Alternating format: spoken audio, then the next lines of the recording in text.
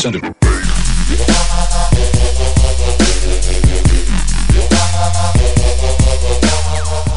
Sziasztok, megint itt, és azért nem volt videóm, mert újraélővettem a gépet.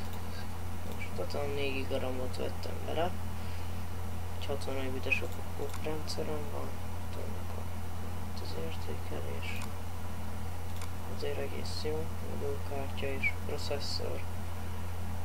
Erre az 5 GB-os, ami nekem bőven elég.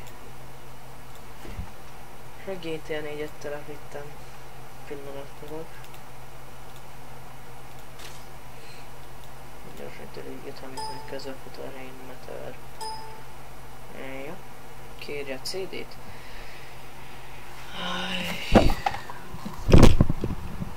Eredetileg meg. Csak nincs meg hozzá a CD kulcs, ezért meg kell krekkelni. Szóval ez így elég vicces. Látjátok, hogy nem mutattam meg semmit, közben beszélek és mozgatom az egeret. Még várom, hogy betvált.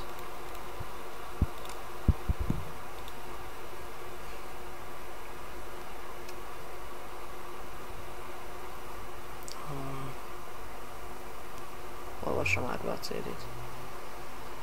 Mindegy, hát lehet várható GTA 4 gameplay.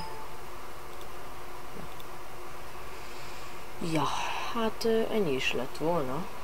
A Modern Warfare 2. Ennyi is lett volna. Sziasztok!